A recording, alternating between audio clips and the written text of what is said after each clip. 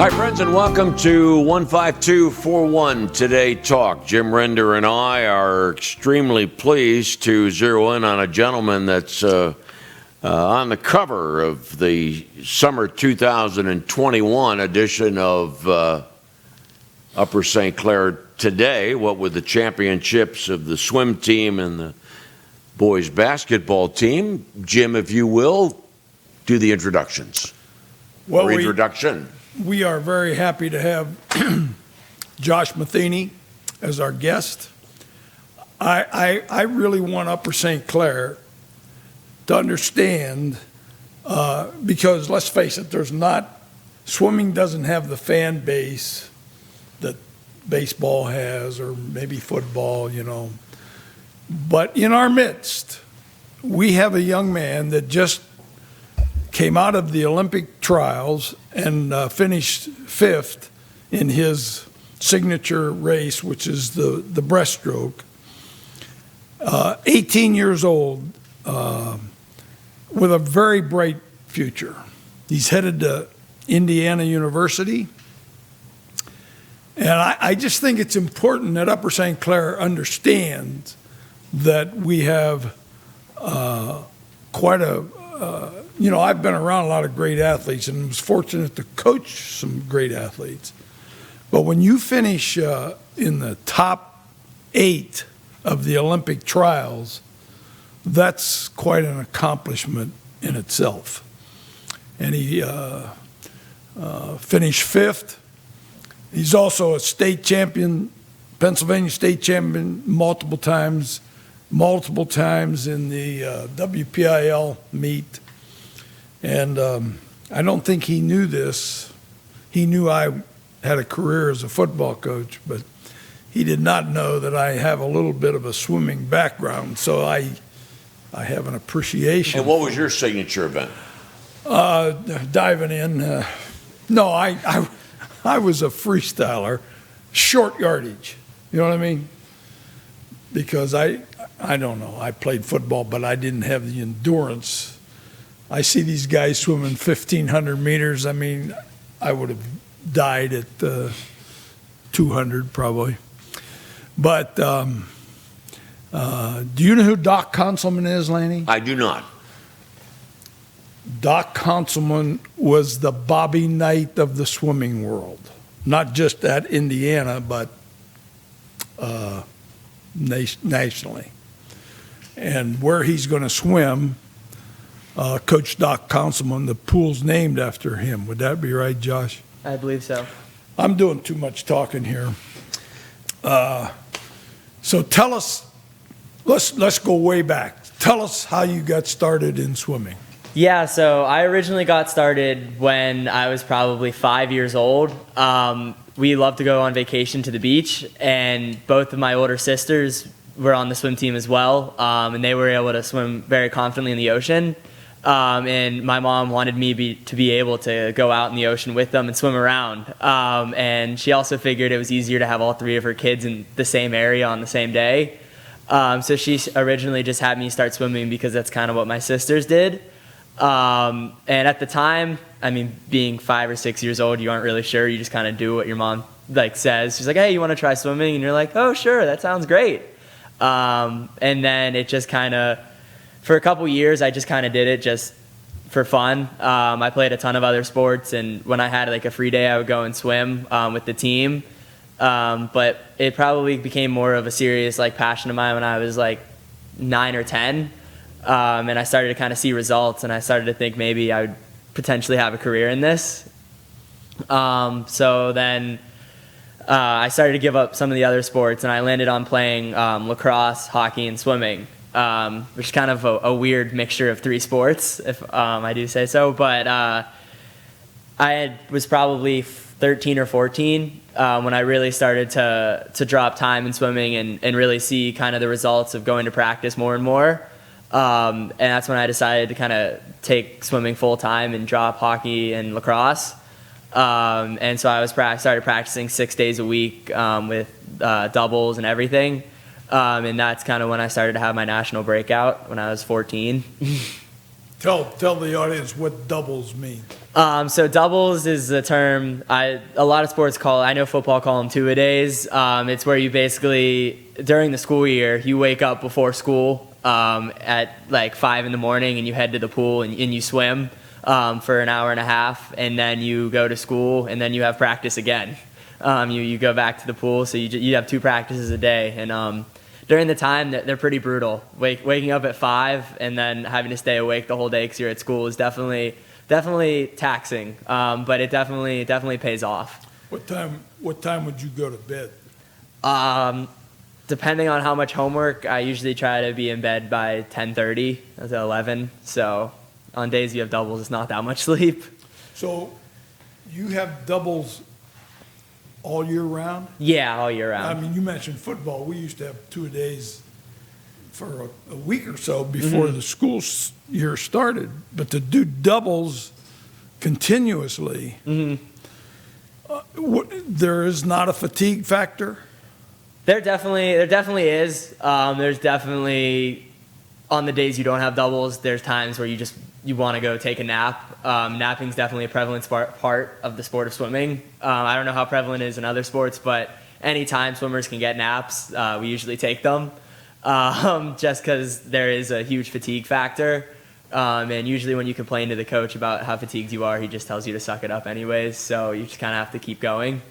So Coaches are crazy, don't you think? yeah, totally.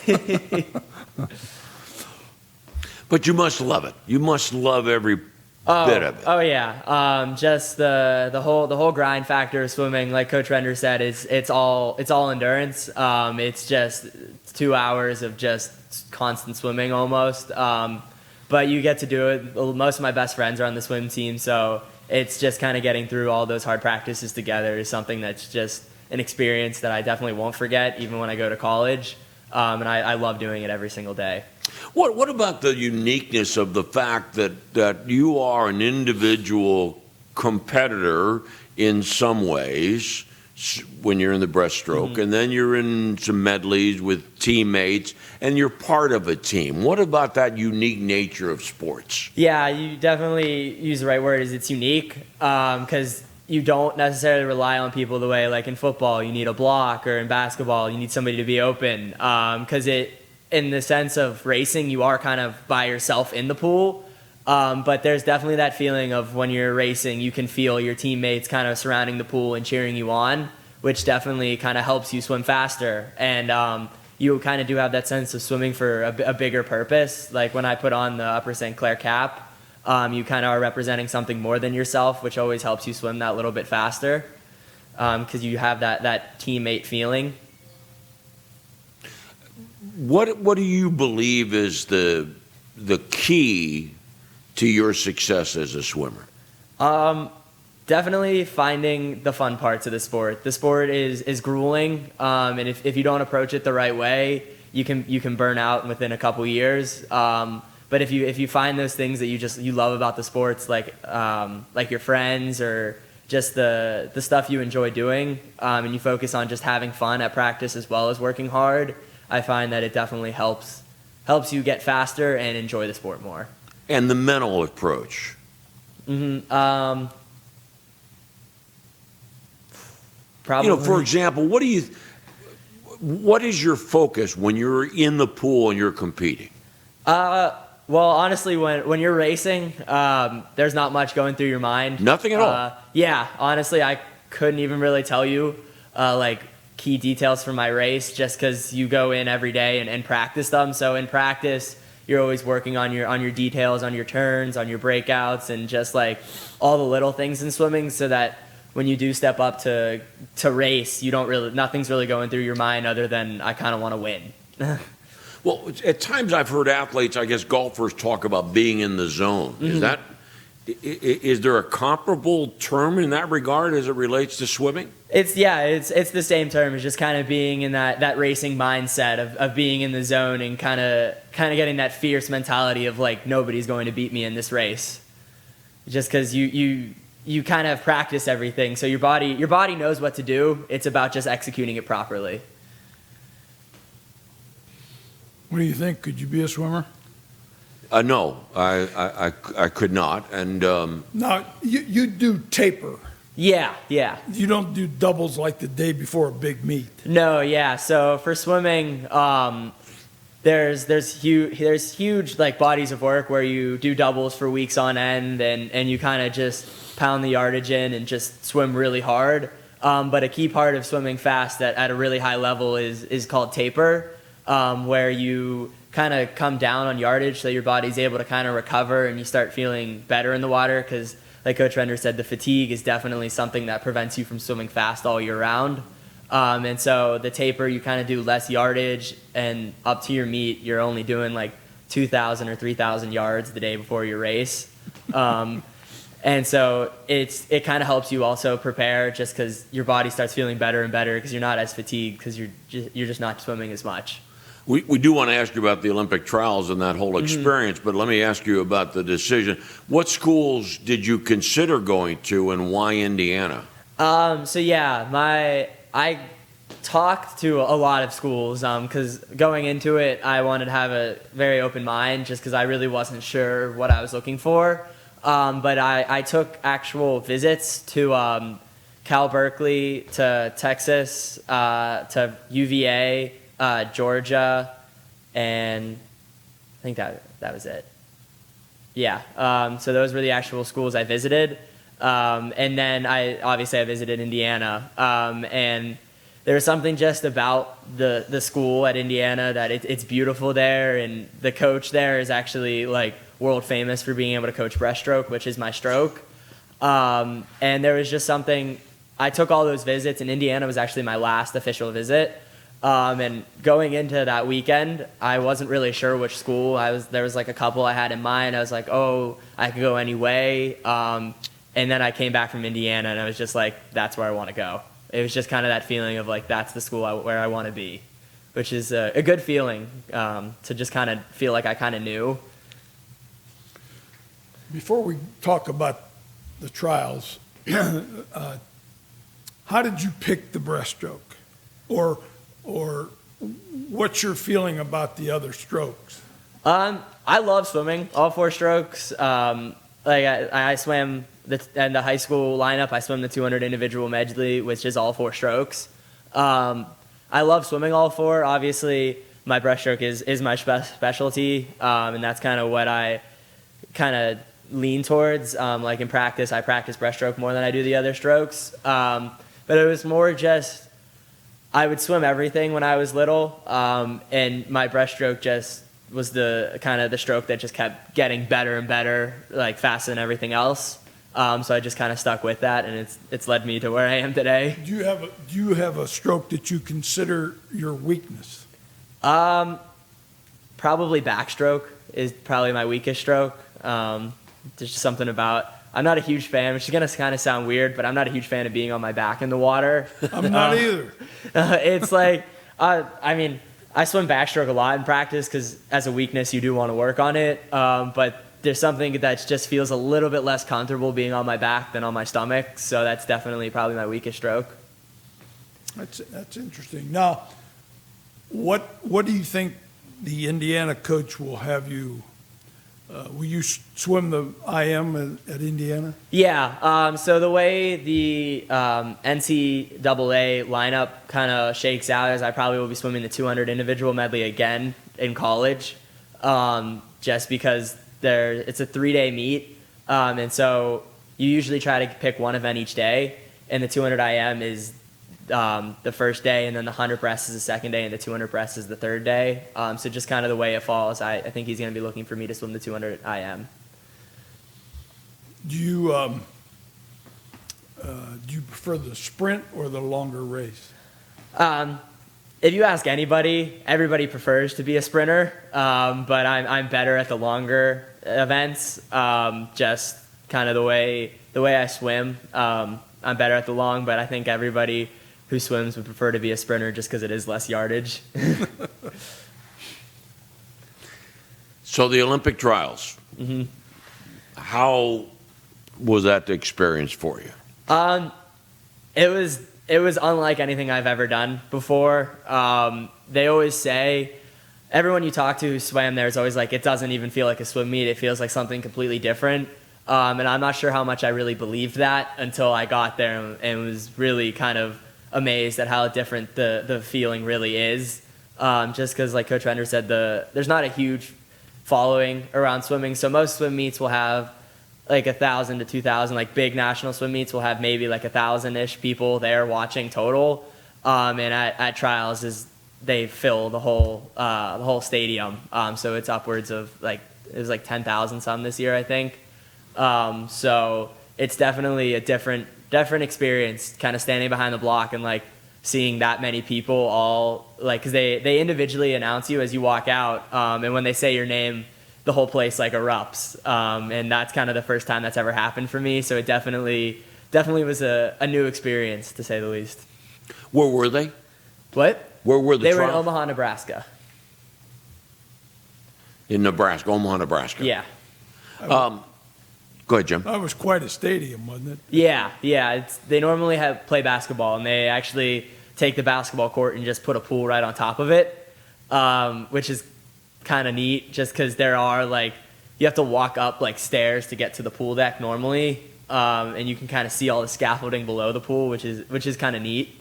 To just because they literally just put it right on top. You mean that wasn't a permanent pool? No, they build it every 4 years for the Olympic trials. Go. And this was in the Nebraska arena. I forget who plays there, but yeah, Okay. It's normally a basketball arena, so that they transform into a pool. How deep? I think it's around 10 feet deep the whole way through, so it's a consistent depth the whole way through the pool. Oh, I want to come back to that in a moment, but I don't want to forget before we run out of time. What are your thoughts? It's so great that this new pool that they have at Upper St. Clair High School. Yeah, I mean the pool at Upper St. Clair High School, it's fantastic. It's top of the line in pretty much every regard, and it was such a blessing to be able to swim in it for even 2 years. And just comparing it even to the pool in Omaha, they have a ton of similarities actually.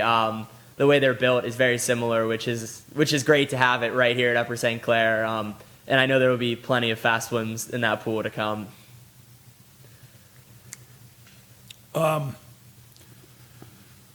So, which event did you finish fifth? The longer one or the short? I finished in the 100 breast. I finished fifth, so the shorter one.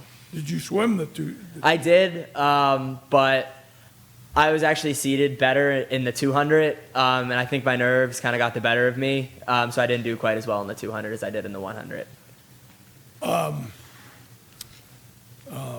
Being honest now. Did you think you had a chance to finish in the top two?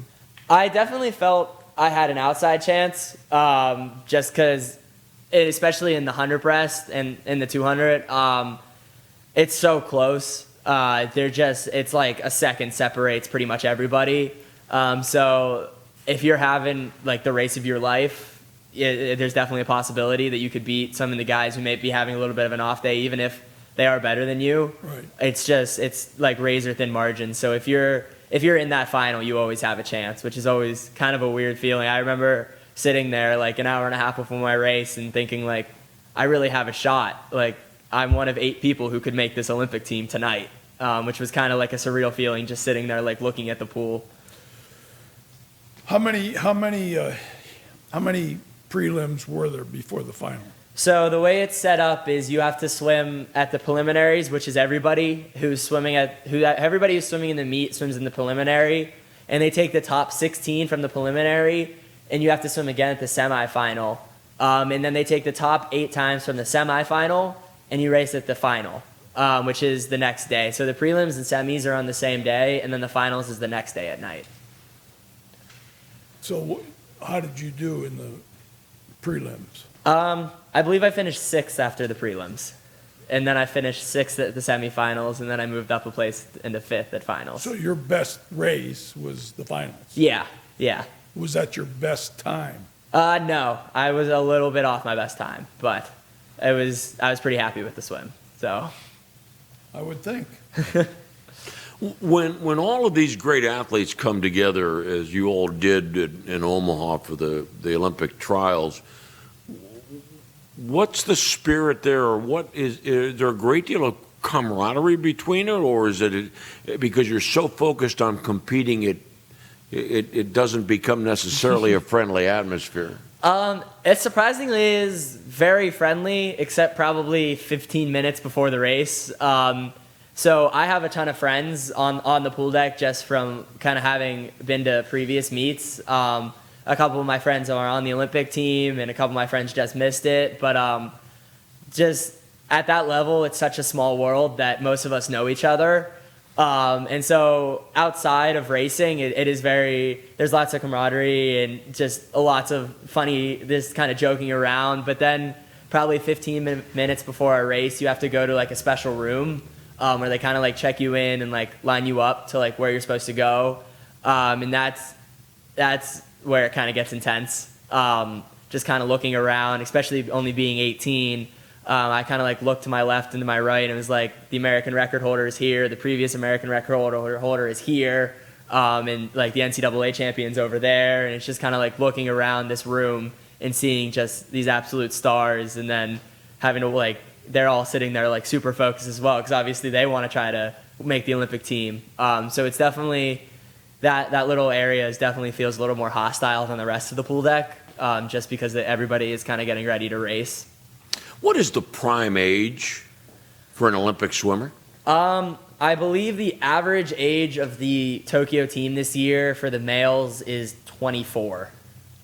So it's pretty old. They definitely have the experience of swimming. Sometimes, like the people going the breaststroke, 2 or 3 of them are 27 years old. So this is their third Olympic trials. And like I said, the Olympic trials is definitely a new experience.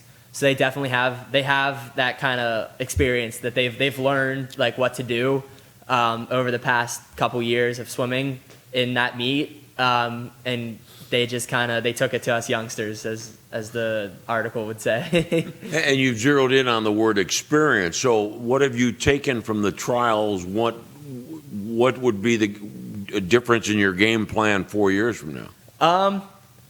A ton of little things, but it's definitely, the thing with breaststroke is it's almost like the harder you try, the slower you go. And so as I dove in and I just tried to go, and I ended up kind of getting behind just because I was trying so hard that I ended up not swimming as relaxed as I should have been, and because I was so nervous. And so in 3 years for 2024, I'm hoping when I dive in, I have this experience under my belt of kind of knowing what I've done and kind of knowing like how it should feel, so that doesn't end up happening in 3 years. Yeah, that's right. I said 4 years, but it was 20 moved to 21, now 24. Where are the 24 Olympics? They're in Paris. In Paris. Yeah. Okay. Now, are these Olympic trials always in Nebraska, or will they? Yeah. So, well, normally they are. They've been there for the past 3 or 4 years. It's not guaranteed to be there because they always bid. All these places always bid to host the trials, and Nebraska wins every time. So it's kind of known to be the Olympic trial place, and a lot of people love it there, just because it is kind of the perfect mixture of everything for swimming Olympic trials. But I do know that Indianapolis is seeing if they could potentially hold it in 3 years. So, 2 questions for you. Tell us more about your family. You mentioned your sisters. Tell us more about your family, and also who or what inspires you. Yeah, so I have 2 older sisters, like I said earlier. One of them is going to her senior year in college. She goes to Williams College, which is a small school up in Massachusetts. And then my other sister is looking to apply to med school right now. She graduated from Davidson, and they both swam in high school, and then the one at Williams swims in college. And they definitely, speaking of inspiration, they definitely help inspire me, just because they are a couple years older than I am. So kind of watching them climb through the rankings just as they got older and swim faster. It definitely kind of made me not jealous, but definitely inspired me to want to be at that level. And so definitely my two sisters have been key roles in me kind of achieving what I have achieved. And I can always rely on them if I need somebody to kind of talk to or something. They're always there for me. And probably another inspiration, which is kind of funny, is I actually swam him a couple weeks ago at trials. His name is Kevin Cordes. He was the previous American record holder. And I remember watching him in 2016 make the Olympic team, and just kind of how excited he was, and just watching him on TV kind of inspired me to want to like make that journey through the next 4 years and kind of want to race at that kind of level. So to kind of get up, I was actually next to him. He was in lane 6 and I was in lane 7. So to kind of get up and race next to him was kind of a surreal experience to kind of look over and like see him getting ready to race right next to me. I trust that I hope that you are aware of just how proud your community, Upper St. Clair, is of you. Yeah, I really appreciate the support from everybody. Great story. Yeah, it is, and I hope Upper St. Clair really appreciates him. How far, time-wise, how far off of the American record are you? I believe it's about 1.5 seconds or 2 seconds, which is a little bit. It was just reset at trials. I was actually in the race that it was set in, which is kind of fun to like watch the video and see like, okay, that's how far exactly I really am off of the record. But there are definitely things after watching my race on TV and just kind of going over it with my coaches and stuff that there are definitely areas to clean up that could lead to some time drop. Weight-wise, what does Indiana want you? They haven't specified yet exactly weight-wise, so I'm not 100% sure. But I would imagine probably right around 175, which is what I am right now. Before we wrap up, your mother, Kristen, is sitting right over here. I'm sure you want to say something wonderful about her while she's sitting here, right? Yeah, I mean, she's definitely been the rock of my swimming career. Just especially before I had my license, she would drive me to practice, and she came out to Omaha, and pretty much every single meet I've been to, she's always been there, either in the hotel room, making sure I have enough to eat, or just being in the stands cheering me on. And it's always so comforting to have her there with me. And like I said, I wouldn't be anywhere nearly where I am today without her. That's wonderful. Did they isolate or quarantine you guys out there at those trials? No, they did not. But I do know that most of the athletes at that level, they helped get COVID shots. I remember getting, as a member of the U.S. national team, like they would email us constantly about getting the shot and being vaccinated prior to trials. But they also made us wear masks for a significant portion of the meet to kind of combat COVID, obviously. But as far as I'm aware, most people there were vaccinated anyways. So. Marvelous.